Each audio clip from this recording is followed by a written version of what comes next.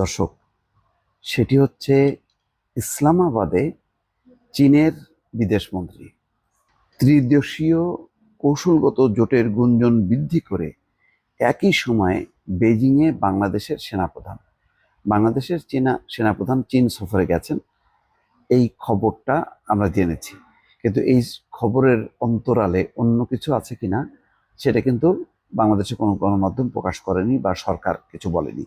কিন্তু আনন্দবাজার পত্রিকা একটা রিপোর্ট দিচ্ছে যে এটি হচ্ছে চীন যে চেষ্টা চালাচ্ছে পাকিস্তান এবং বাংলাদেশকে নিয়ে একটি জোট গঠনের ক্ষেত্রে, এই সফরটা হচ্ছে তারই একটি অংশ।